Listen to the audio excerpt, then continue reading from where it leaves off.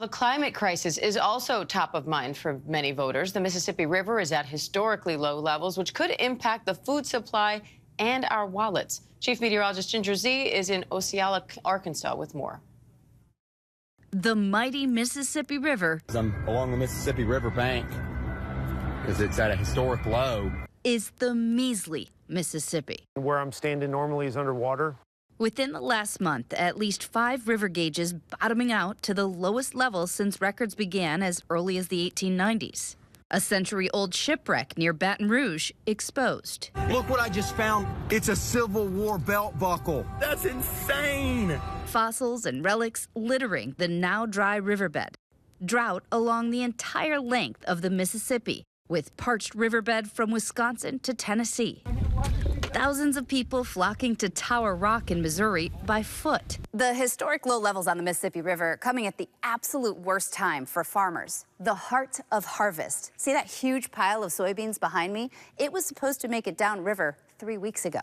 The Mississippi is the main route for America's breadbasket to the world, responsible for $400 billion in industry and 1.3 million jobs. This is the backbone of America. We move all of our products up and down this river. It's the product that feeds the world, builds the world, and powers the world. Jonathan Dunn works for one of the nation's largest barge operators. Normally we would be running about 46 to 40 barges on our large horsepower boats, and now we're running 25 barges on those boats. So there is a drastic reduction. When the price to ship goes up, the value of the goods go down. The prices dropped pretty drastically due to increased freight on the river. So that's got to show up in prices somewhere for us? I think eventually it will. It's, it's going to trickle down to everyone. Now, there's a reason that America still uses barges to transport everything from the soybeans that you see being put in the barge behind me to corn, oil, fertilizer, you name it. We do it because this is cheaper. One barge can hold the same amount as 16 train cars and 70 semi-trucks. And on 1 gallon of gas, the barge can move 5 times farther than a truck. How much do we need? We need months of normal rainfall to recharge the soil and the river systems. And Ginger Zee joins me live now from Osceola, Arkansas with more on this. Ginger, how does this end?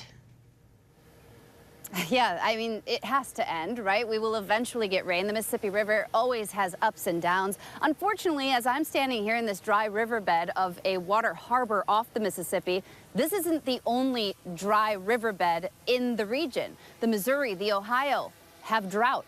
And all of the barges that you see behind me, that's the real issue, is that they need the water now. They actually needed it a month ago. And unfortunately, those prices are going to keep going up. And the forecast, we have the forecast here for the next 3 months, does not favor any extra rain or above average rain. We're in a triple dip La Nina that does not lend itself to rain in this region. You mostly need it in the Missouri River Valley and the northern Mississippi, and it's not looking like it would happen that quickly. So this could be a problem, Diane, all the way through winter.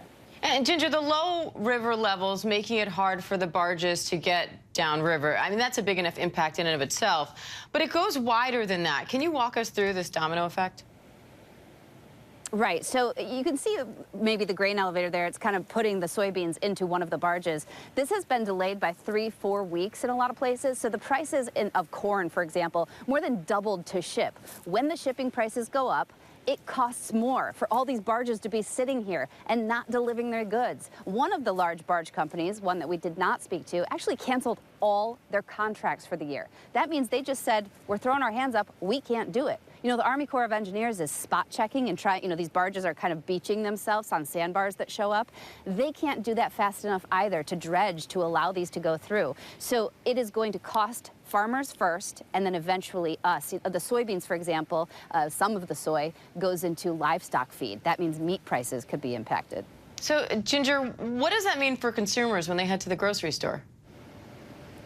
Right, so by next year, you may see those impacts because these barges not only have to get downriver, they have to get to New Orleans, and then economically, a lot of times after that, we export a ton of what comes from the Mississippi overseas. When you start talking about supply chain changes, which we've already seen the domino effect of that after COVID, this could be a years-long process to get out of. Unfortunately, one of the largest and costliest natural disasters was a drought on the Mississippi River in 1988. It cost $50 billion.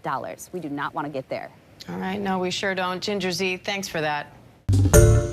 Hi, everyone. George Stephanopoulos here. Thanks for checking out the ABC News YouTube channel. If you'd like to get more videos, show highlights, and watch live event coverage, click on the right over here to subscribe to our channel. And don't forget to download the ABC News app for breaking news alerts. Thanks for watching.